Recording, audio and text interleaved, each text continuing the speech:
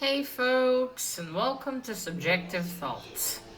And our book for today is The Fabulous Mrs. V 12 Subtle, Sensual, and Delicately Erotic Stories by H.E. Bates.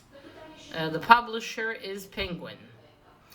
Now, there is, I suppose, erotic stuff in here and kissing and sex, so if you are in any way squeamish, you have been warned. Also, spoilers. Alright, so let me start by saying that I started reading this book, I checked, in February of 2020. And only now, March of 2022, that I finally get around to bloody finishing it. Yes, that's a problem I have. I start many of books and then I don't go back to them. I'm trying to work on it. But yeah, that was I'm finally bloody done with it. I'm done reading it. I borrowed this from a friend of mine and I need to send it back to her, sorry, already. Anyway, now this is the first a book by H.E. Bates that I've ever read. I haven't heard of him until I got this book. His full name is Herbert. I don't remember what the E stands for, but Bates. And apparently he's quite a well-known writer. Won a few awards. He died in 1974, it says inside. So yeah, this was my first exposure to him. Now I'll show you. Now this is, as you understand, this is a collection of stories. Now I don't know if I'll remember to talk about all of them. He was a journalist. He was a squadron leader. And led a pretty interesting life, and he wrote quite a fair bit of stories. And he won the CBE award. I don't know what that is or what that stands for, really. But he won that award. Alright, so there are, let me count them. Let's see, one. Wait, I'm so stupid. Why am I counting them? There's 12 of them. Already said so. I'm sorry, it's Friday. My brain's already tired of the week. Alright, so there's these 12 stories, which I finally finished reading. Alright, so I'll just go through each story name and tell you what I thought about it. It'll be easier. I don't remember if I already did a story about collection. I think I did, because I complained about how, it's like, it's a collection of stories, but usually gets like one title of one of the stories. I guess you can't call all of them a collection, right? That would make it hard to find books, I suppose, so maybe that's the reason, but still. Alright, so we have here And No Birds Sing. That was a story about this young 12-year-old girl who just goes into the woods and hangs out and kind of lives with this old man. Because at home, she has a lot of luxury at home, but her parents are never there and don't love her. And it was a bizarre one. In the end, some wolves start howling in the forest she's in with the old man, and he tells her to run home. Yeah, there's that. And the second one is The Fabulous Mrs. V, and I gotta say, this is the one that left the biggest impression on me. This is the one, because I read it way back in 2020. I remember that one the most. Now, this is actually a story with erotica in it. A lot of these, I suppose, like, supposed to be subtle, sensual. Now, granted, some of these have that, but some of these don't at all, so I don't know what the fuck. Like, what was, anything of that in the first story? Did I miss something? Actually, when I started back then, I went to look. Is there another meaning to the word erotic that I didn't know about? Yeah, so the Fabulous Mrs. V is about this, these like two gentlemen. They come across a woman on a train and she invites them to her villa. They go and they meet her husband and daughter. She's a very controlling lady. She beat her husband morally, and now he's essentially like a zombie slave. And controls the life of her daughter essentially. Like the girl's 24, but her mother treats her like a child. Anyway, one of these guys falls in love with the daughter, and the daughter falls in love with him, and they plan to escape. And the other dude helps them by distracting the mom one evening as the girl runs, and they elope and marry. So that one was legitimately. Well, they don't have sex, but yeah, that one had sensual stuff in it. Then A Couple of Fools. It's about these two chicks who go and uh, decide to go out. They put a bunch of flowers in their hats. They meet these two guys at this restaurant, and they have a long meal and conversations. In the end, they have to pay for all of it. It's expensive because the guys get too drunk and are taken by a taxi. Then there's the Ginger Lily Girl. That one was short, and yeah, I have not much to say about it. Afternoon at the Chateau. It's about these two already like middle-aged soldiers going back to a chateau to maybe see if some contest that they used to know still lives there, and yeah. As a party for the girls, it's about a party of elderly women, who one of the elderly women brings her brother to the party. Then The Cat Who Sang. That one was, yeah, it's about a man who had a nervous breakdown maybe. Believes his cat is singing. His fiance doesn't believe him and gets irritated. Another colleague of hers at her work believes it and says, "Oh yeah, that's great." And essentially, he dumps his fiance and marries her. Then there's A Trespasser. It's about this elder lady who's, I guess, a bit fucked in the head too. Yeah, she is short-sighted, so she thinks a man that accidentally goes into her garden when she's there with her nephew is a cow. They end up marrying. The Diamond Hairpin was about this guy who finds a hairpin and then fantasizes that the woman it belongs to is pretty and interesting and attractive, and she's not. And that's not even her pin. Dream of Fair Women. Essentially, a guy dreams about having sex with different women he knows. That's it. Then A Nice Friendly Atmosphere. That one was so fucking frustrating to read. It was about this family having dinner, and then someone the dad knows from University of Arts. Apparently he'd been invited to dinner, and the dad thought that it was supposed to be like the next week. So he joins them for dinner. It's one fucked up family. I mean, they're fucking weird, man. The children are especially fucking weird. Yeah, I don't know. It was a bit of a chore to get through that one. It really was.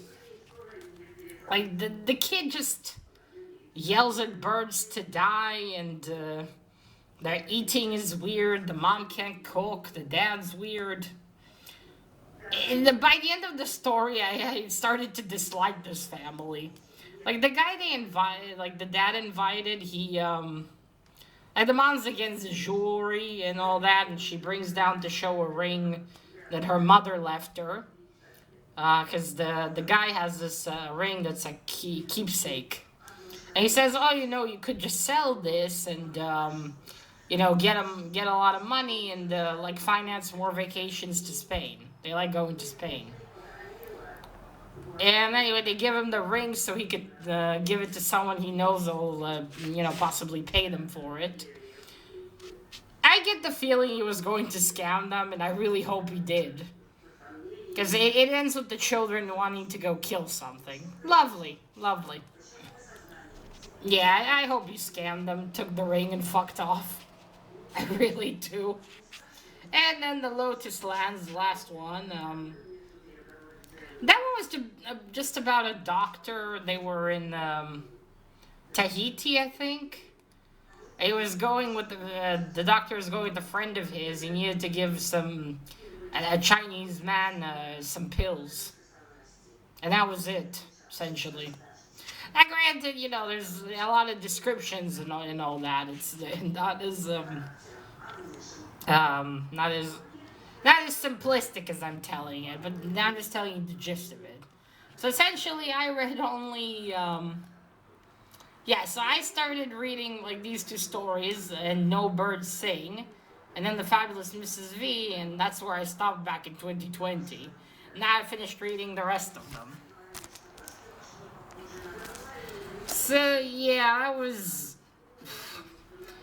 Like again, The Fabulous Mrs. V was the best out of all of these. And now, don't get me wrong, his descriptions are very interesting, very detailed. There's a lot of, how should I say, maybe some romance in them, in the way he describes things. And that's nice, but it's just I found a lot of the stories quite dry. Not necessarily boring, but very dry. And it was hard to get through.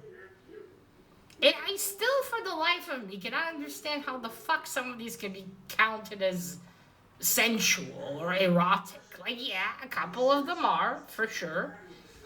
But the rest of them aren't. So I'm just confused. They just shove them in there and just gave this title and go off and publish? That's what I'm confused about. And I like that the Tiger Lily girl, for instance. It's about this husband and wife. They're in some island, and this girl is, this lady is described as very ugly, and she asks them to deliver a letter to a man she's going to marry. Like, yeah, it's like some of these just kind of end, and that's it. You don't know what the point was. Although I guess necessarily doesn't have to have a point, but yeah, it was. It was what it was. But overall, it was okay. Can't say I was like I was super fascinated by all of them, except for the second one, the Fabulous Mrs. V. That's one hell of a lady, let me tell you. A bitch, but still one hell of a lady. That one was the best. Yeah, the rest of them, they were okay, but that's about it. I guess that's just it with like a collection of short stories, isn't it? There'll be some you like, and there'll be some that you don't like. At least they're relatively short. That's the one good thing. Except when you're not that invested, it just feels like it takes longer to finish reading them. But yeah, overall it was okay. I don't know if I'll be reading any more Mr. Bates in the near future. I can't say that I'm not really inclined to. But who knows? He does have other stories, especially about the war. So maybe those will be more interesting. This was not that much. But yeah, they might be more interesting. I think most of his stuff is short stories and collections, but I could be wrong. At least that's what I understood from there's a bit of an explanation at the beginning of the book. I think this is a very old edition as well of Penguin. I don't know when this was even published. Could have been quite a long time ago. Based on the color of pages, I mean. Could be wrong though. I'd ask my friend. Maybe she knows. Okay, there we go. It's okay, so it was first published by Michael Joseph. Okay, so this was published in Penguin Books in 1970. So 4 years before Mr. Bates died. Now I don't know if this is the reprint or this is the reprinted one, or if this is the like the when it was printed in Penguin. No idea which of the two. But yeah, either 1970 or 1985. But I'm more inclined to think maybe 1970. And maybe not. I mean, I don't know where my friend got the book, so maybe it was lying somewhere and the pages started to turn this brownish. Well, normally, I don't know if this just happens if books lay around somewhere and the pages start to brown, or if it's older paper. I think it might be older paper, but I'm not sure. Anyway, that doesn't matter. It's a pretty old book by now. I don't even know when he particularly published these. Yeah, that's about it. I don't think I have anything else to add. I already said that what I wanted to a couple of times. Yeah, we'll see. Maybe I will revisit Mr. Bates one day and read something else of his. Certainly not in the near future. I got many books to get through, and I don't want to get stuck again for a long time. I will say that's a pretty nice cover. Interesting, isn't it? There's another one where I think it might be the daughter of the fabulous Mrs. V on the cover.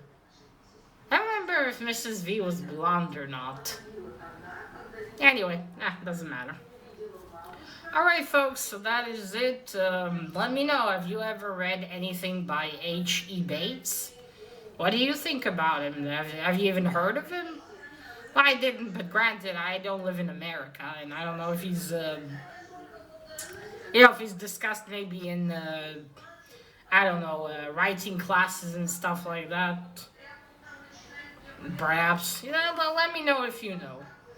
Alright, so that is it. Now remember, collect what you're passionate about and share it on YouTube.